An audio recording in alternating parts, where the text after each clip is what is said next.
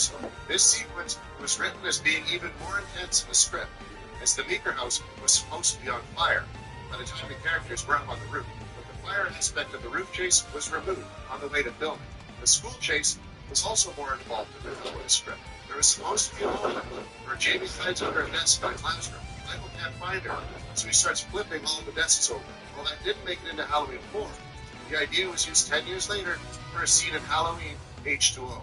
Makeup technician Ken Horn ran into another complication on set when Pleasance watched the footage. Since Loomis was caught in the same hospital fire that put Michael into a coma, the character now has a burn scar on his face, and the actor was appalled to see that the first design of the scar made it look like he had a fried egg on his face. So the scar was redesigned and changes throughout the movie, depending on when the scene was shot.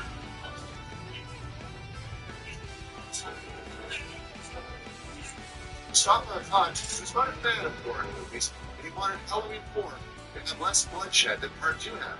Even though this sequel has a higher body count, he thought the kills should be presented in the same way as in the first movie. When Fangoria was on set, Part 4 was hyped up based on 2 selling points. It had a twist ending, and there would be no gore. Well, the twist ending remains intact. The film does end with Jamie seeming to be under the influence of Michael in some way, picking up a pair of scissors and stabbing her foster mother. The horror of everyone, especially Loomis, but there did end up being more gore than was originally intended. Audience response from test screenings indicated that viewers felt the movie wasn't edgy enough. They wanted to see more carnage. So the filmmakers did what they could to deliver that. Additional dates of filming were scheduled, so extra blood could be supplied by FX artist John Carl, who directed Friday the 13th Part 7, The New Blood, and worked on A Nightmare on Elm Street 4 with treatments this same year. So when you see Michael stick his thumb into someone's forehead, to tear open the neck of a man who was named Jamie and Rachel Ryan, to thank you and the test screening audience for that. Halloween 4 had plenty of hurdles to clear on its way to the screen, but the end product was worth all the trouble. This movie was exactly what it needed to be. It's a simple stalk-and-slash story from Michael Myers back just the way he was before. Laurie Strode wasn't present. A little Emma Galloway introduced us to some interesting new characters, people we could root for and care about. And they gave Pleasance a chance to dazzle us with another awesome Dr. Loomis performance. While the following to this film will get bogged down with unnecessary mysteries and supernatural elements, Little wanted his movie to be the straightforward story of a flesh and blood maniac wreaking havoc on Halloween night. He explained the logic of the film's version of Michael Myers to Starburst magazine. Quote, "The reason he got out of the ambulance is because we needed to get him free.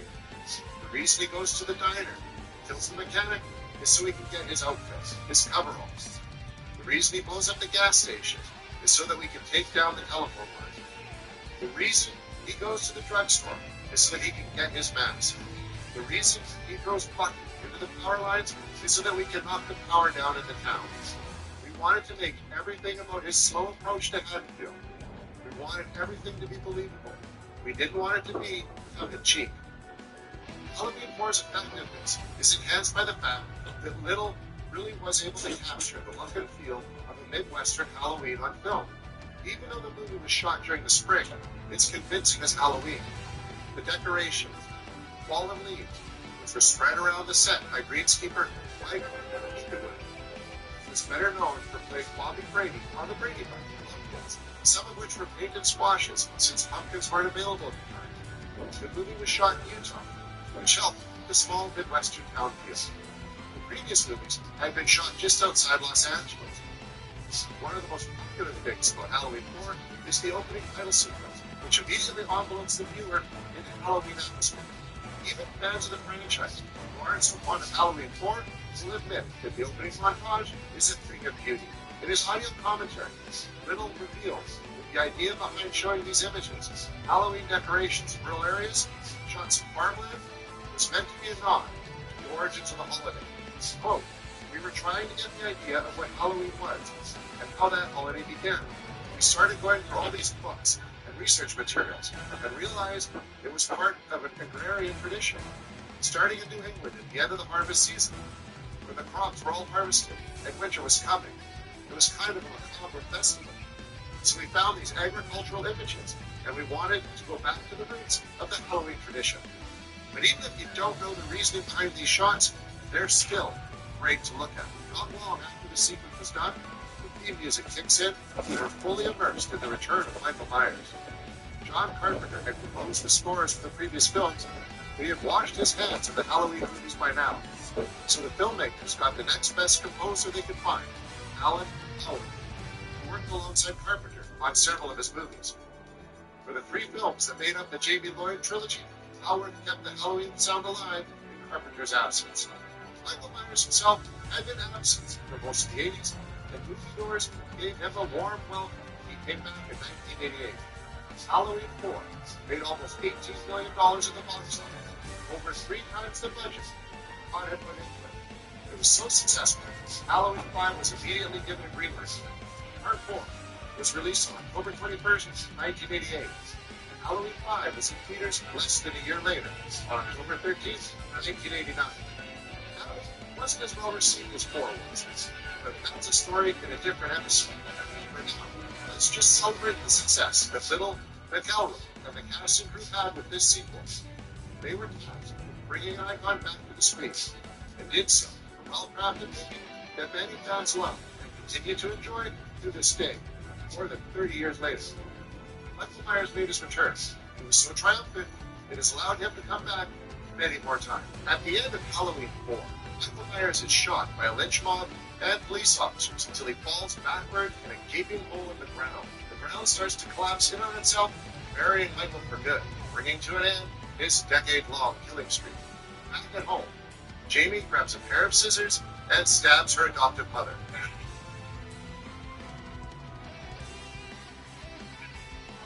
Has the evil transferred to her? Is Michael Myers really dead? Of course not. Michael Myers never dies. Less than a year later, Halloween 5 hit theater screens. After seeing it, a lot of fans felt that the film was rushed into production and didn't make much sense. They would be right. Part 5 would end up being the lowest grossing film in the entire franchise, even still, up to when this video is released. What happened to this film that caused it to be the black sheep of the franchise? Let's find out. What happened to this horror movie?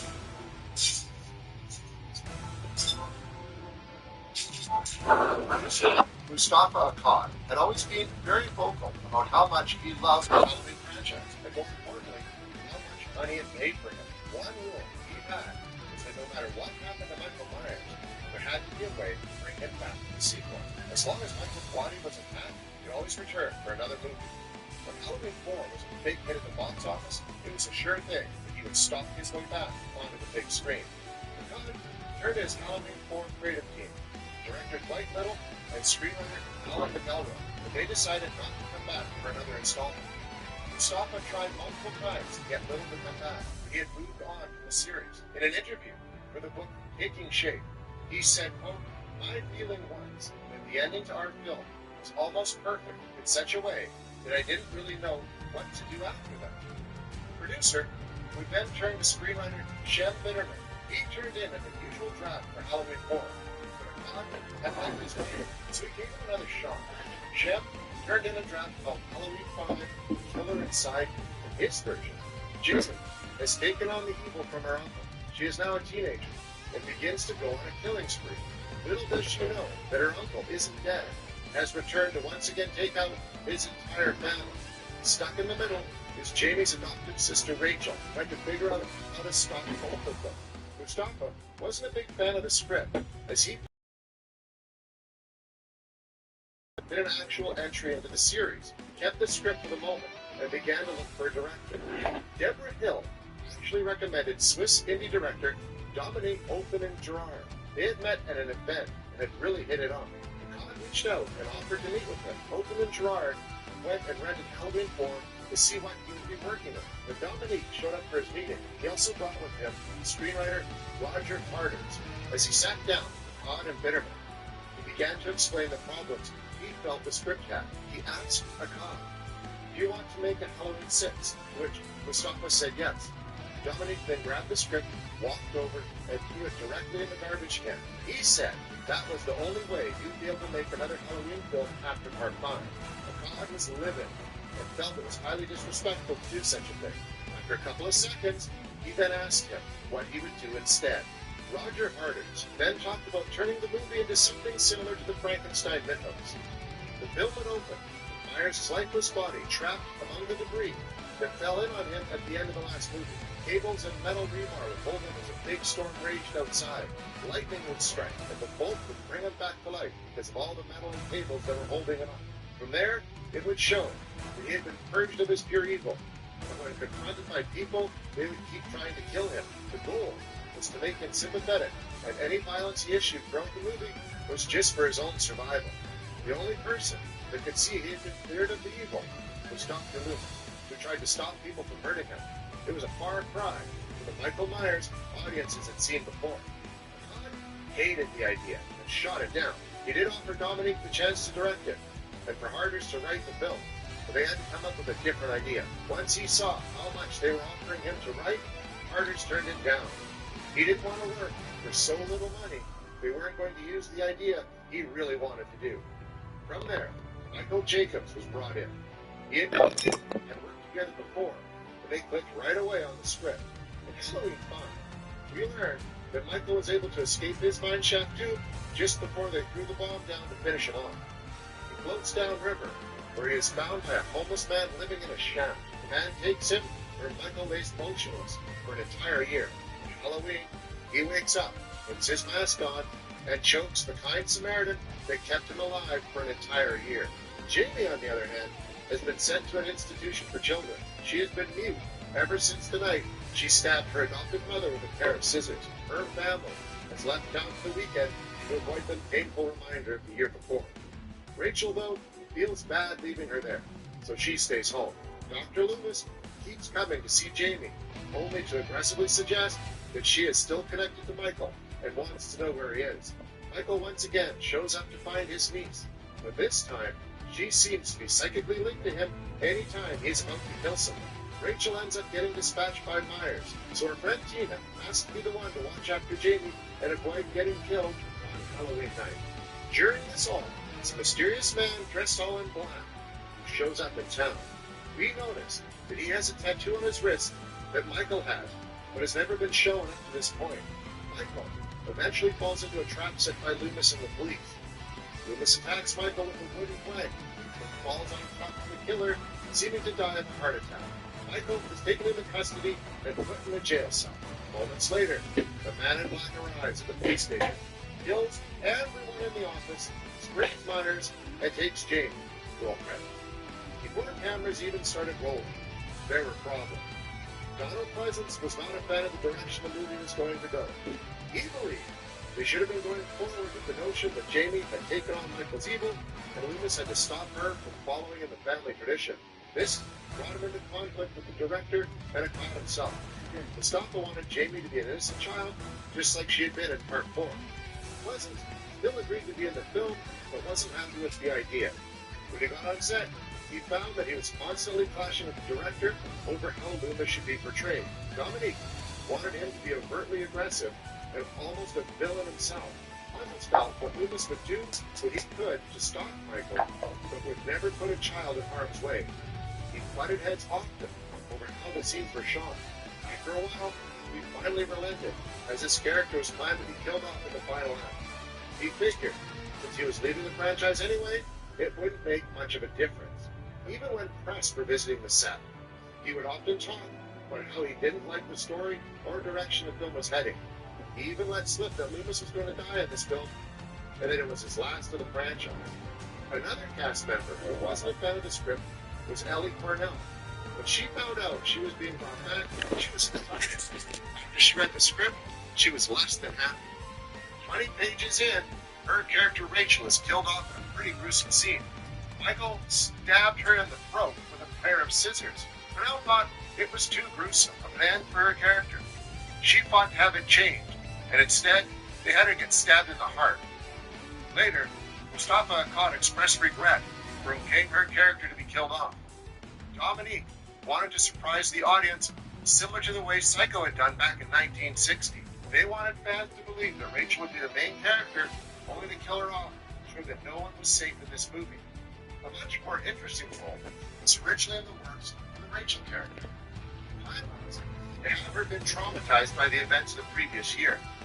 hanging out with different crowds, much more of Bruce and Rachel than he had seen before. You see, they're still dealing with Michael's attack by spiraling into drugs and alcohol.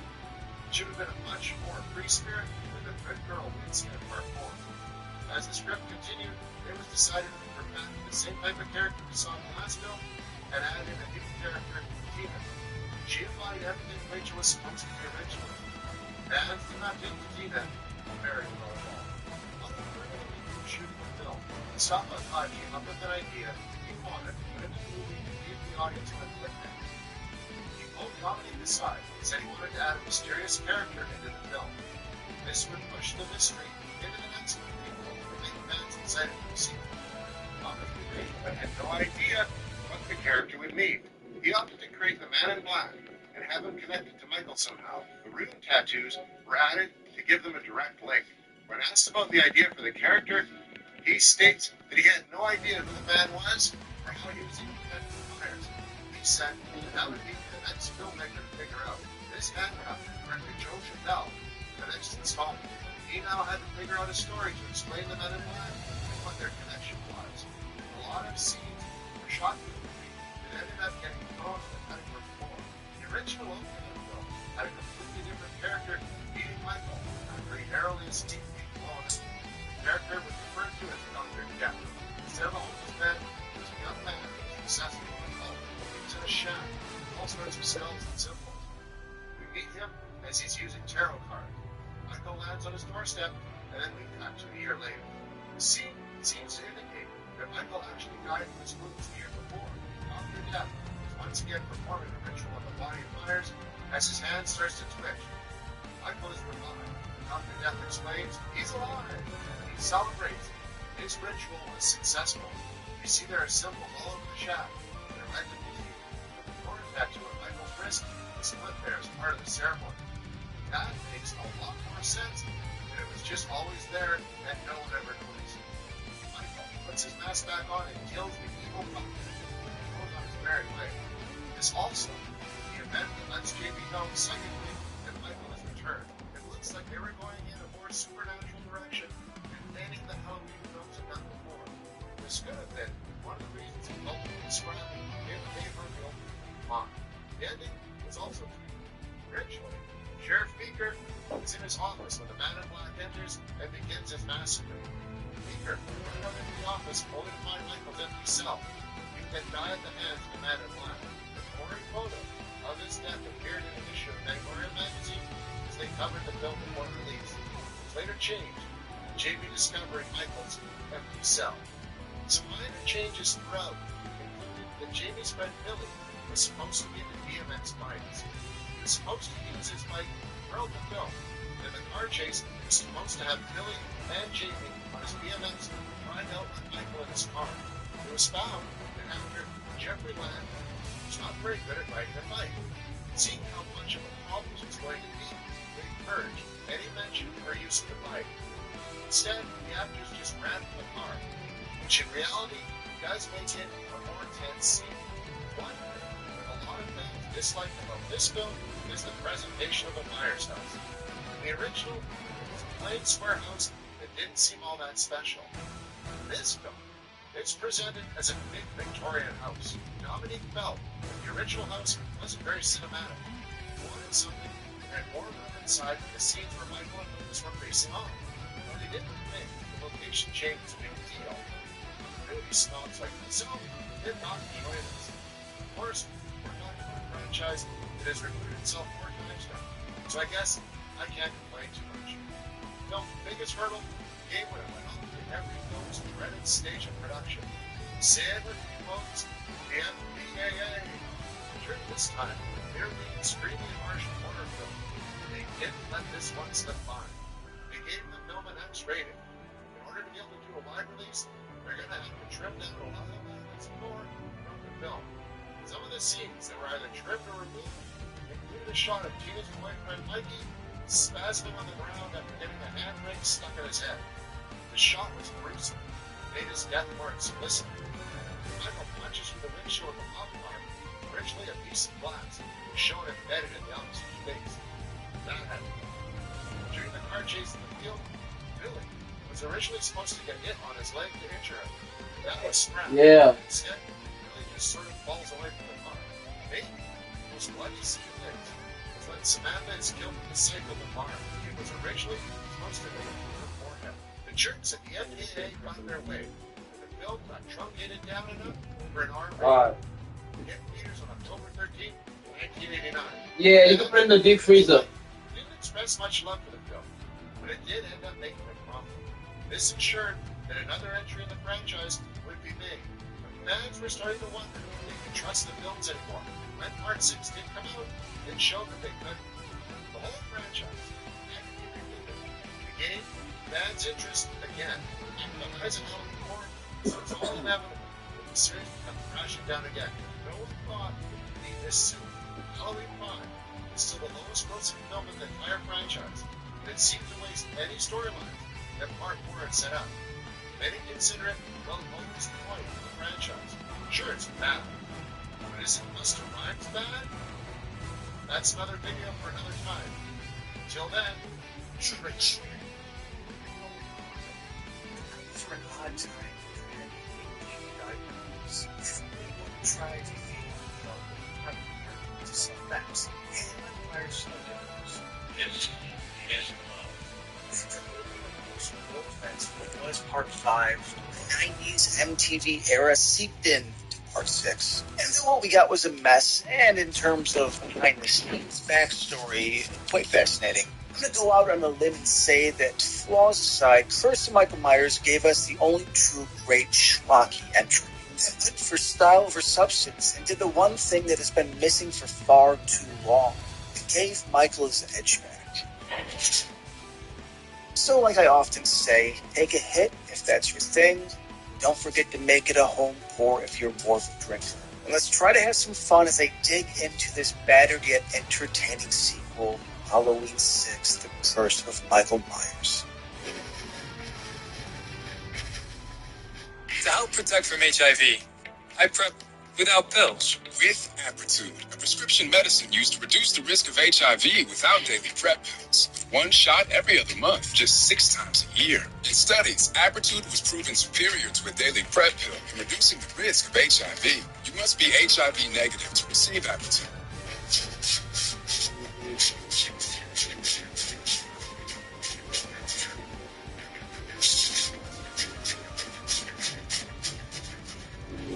Halloween franchise always had a harder go, being it the first Stone Cold classic, and that the silent killer never had the chance to grow or expand. I mean, think about it. Unlike Freddy or Chucky, whose personalities could evolve in entertaining and interesting visual ways, or like Jason Voorhees, where you end up rooting for him, Michael Myers has been stuck in a similar loop with very few variations. And I get it. I respect that has always been razor straight. But if there was ever a franchise that should have stayed a single entry, let's be honest, Halloween is it.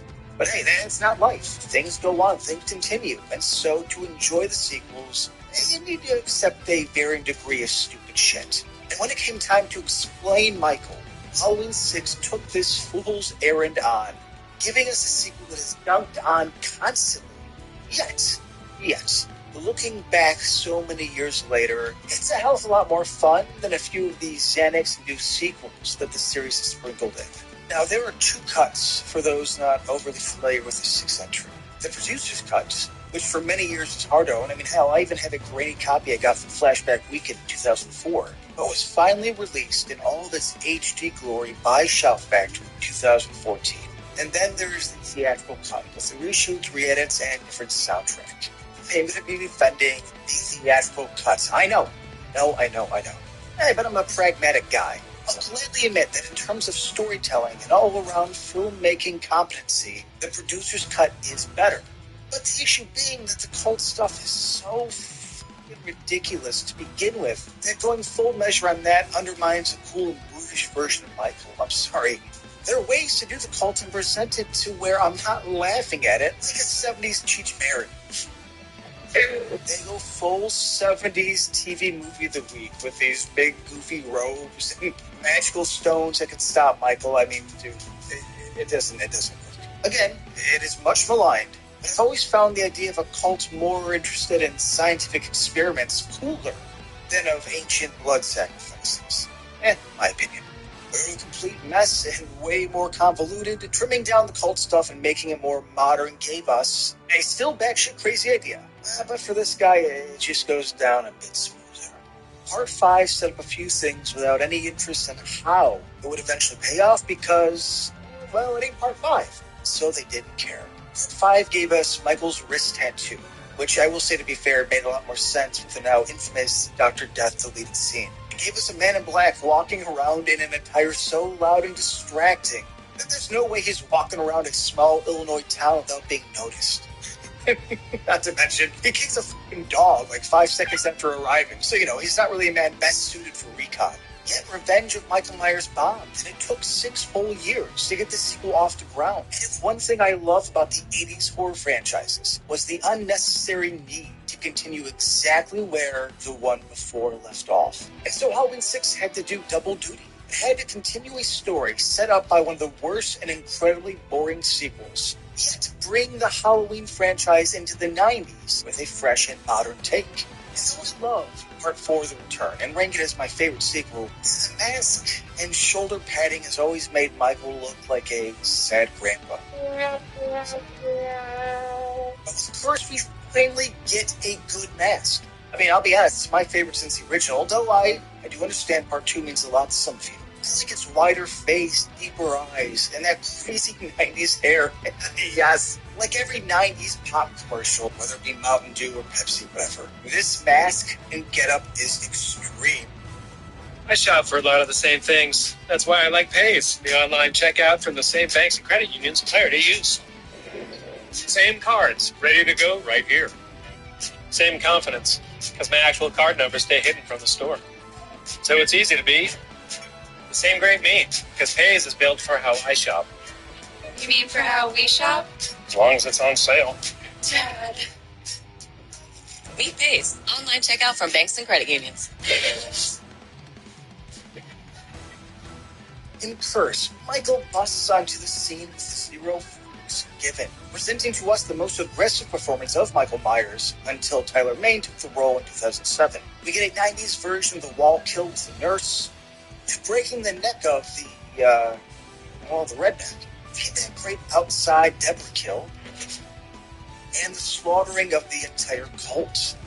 And it's George P. Wilbur, the same guy from Part 4. So it just goes to show you what a better casting can do. And though I should say that A. Michael Lerner did play Michael Myers in the re-edited shoots at the end. But, you get the point. And with a bulky, pissed-off Michael, Curse gets something else right. It has a likable and entertaining cast. Yeah, crazy, right?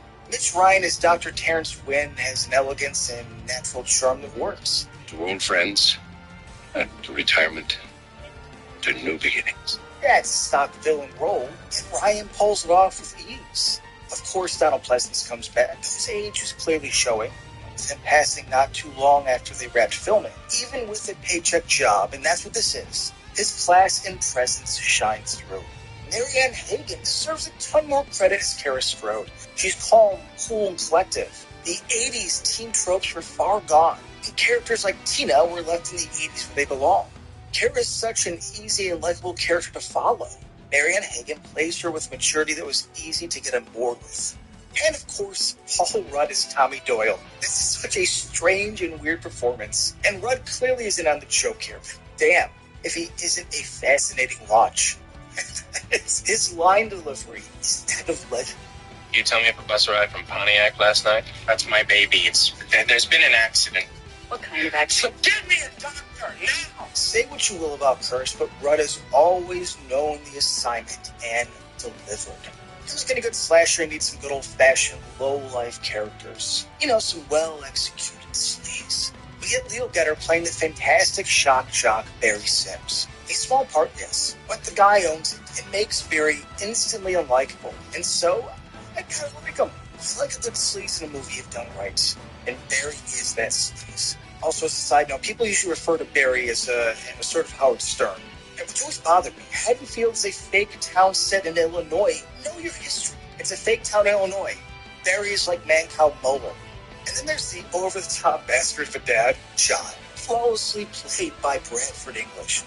this is the kind of guy you write a movie where it's just like, hey, we need him to be hated and killed violently, and they hit the bullseye on this one. I'm not gonna lie, this guy got more than a few chuckles out of me because he was just such an incredibly big asshole for really no reason. Deborah, you've lost it now. You know that, Deborah? You've just lost. I got a great idea. Here, let's give her all of our goddamn money. And of course, if you have a well-executed villain, that being Michael Myers, has some likable teens, the final area you need to nail is the atmosphere. Part 6 has some of the best atmosphere in the series. Yes, I know how angry that must make you feel, but Part 6 feels like Halloween. And you only know that if you grew up somewhere with seasons. I gotta be honest, if you're coastal, you're not gonna get this. Phil Part 4 was the first to truly nail the feel. I always had small issues that they put Haddonfield, a little too far in the backwoods. Whereas Carpenter set his fake Illinois town in more of a quiet suburb. And this nails that better than any other. This movie actually establishes Haddonfield about an hour southwest of Joliet. Not very far from Pontiac. Like Part 5, this was filmed in Salt Lake City, but Curse made a smart move and filmed during the fall. And it shows. Barren trees, ground covered in dead leaves. How can you not love the scene where Michael walks towards a house in that October storm? Or Barry's bloody corpse raining down blood on a... The look of the Myers house. And the street. This is the look we never got until Part 6, and it's a hill I am willing to die on. As a late-stage Halloween slasher, Halloween 6, The Curse of Michael Myers is fun. Flawed? Yeah, absolutely. I mean, this jumps in the so bad it's good pool more than a few times. But it's still a rock and roll MTV entry, and the 90s kid in me will always have a little bit of love for it. And delivers on its basic needs. Joe Chappelle as an eye gives this more style and energy than it probably deserves. Michael is a force of nature, looking better than he has in years. And though it makes little sense story-wise, I must admit I kind of like the scientific aspect of the cult. And Michael killing the folks he's controlled by is like when a captive lion is done taking shit and bites back. It's a cool ending set piece. And again, yeah, it makes no sense. But with a snappy pace and a violent Myers, it's a cool visual and it gets the job done. The editing is very music video heavy in this cut. Yet the electric guitar fits with the altered aesthetic. And kind of makes this work in its own way. In the end, Halloween 6, Curse of Michael Myers, makes for an interesting movie. It didn't have a great plan to begin with, yet isn't nearly as bad as most would claim. It's a great-looking, mean entry that gets weird. Say what you will about Curse, but it is never boring. And in life, if you aim to entertain, you make the kills aggressive and keep up the pace. Even 6 entries in, you can still have some fun. For that, I'll always have your back.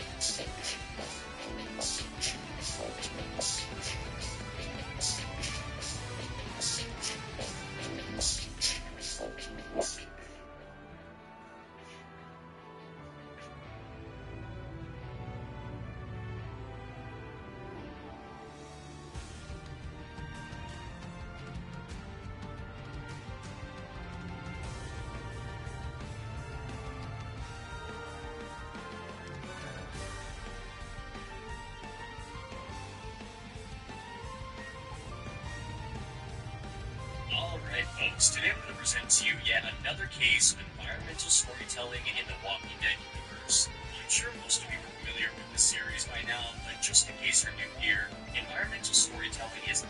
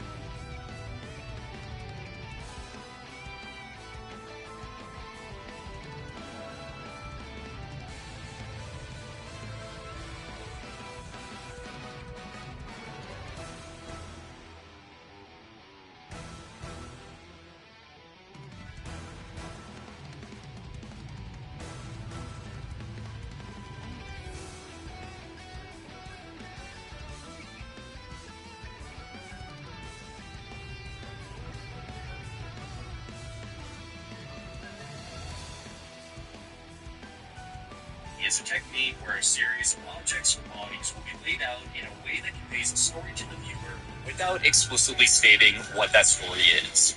In today's video, I'm going to be taking a closer look at the decrepit refugee camp left behind at the museum featured in The Walking Dead Season 9, Episode 1, which is implied to be a part of the Smithsonian due to its location, but was never actually specified as is in the episode itself.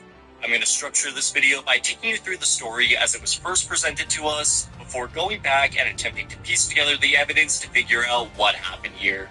These videos aren't meant to convince you I'm right or anything like that, just to keep conversations alive around smaller topics within this franchise. We'll probably never actually get answers to these questions anyway, so it's all just for fun in the end. If you have suggestions for future topics, let me know in the comments down below, and drop a sub to see more videos like this.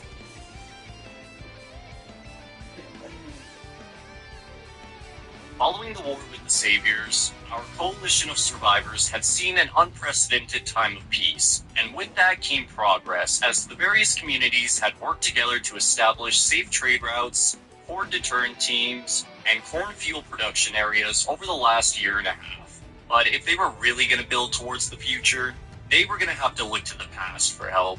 So gathering a caravan of survivors from across the coalition, Rick and company slowly make their way to the heart of Washington, D.C., with the intention of looting the local museums for anything that could help them grow, such as seed packets, old world farm tools, wagons, and anything else that could be replicated by a blacksmith.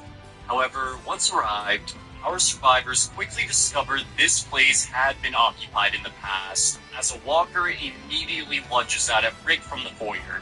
But that wasn't going to be enough to deter them from their mission. So pushing in despite the clear signs of danger, our group encounters quite the scene as the entranceway lies completely ransacked. Behind a desk rests a lurker covered in cobwebs, which you could initially assume was a receptionist who lost their life during the outbreak. However, as we move into the next room, Rick and company stumble upon what was once a refugee camp that now lies in disrepair. Obviously, nobody would set up camp next to a room with a reanimated receptionist inside, so I'm led to assume this settlement fell within the first couple weeks of the outbreak opposed to Monument Day. But what happened here, and where did everyone go?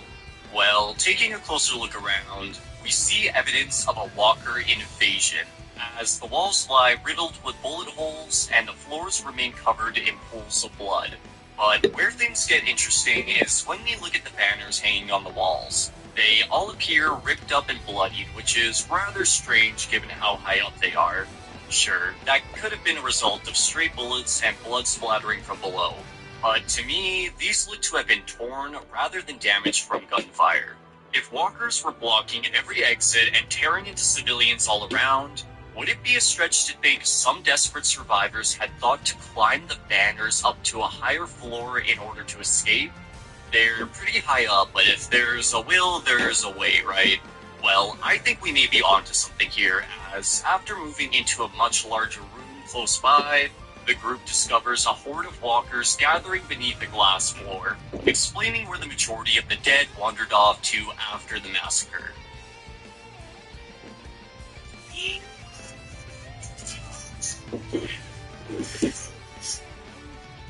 But why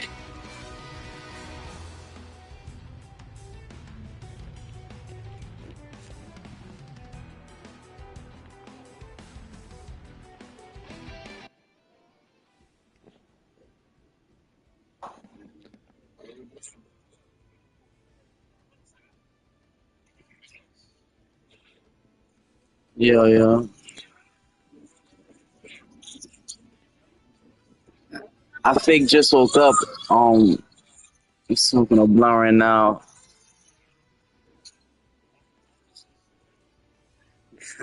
I want to check out that new event.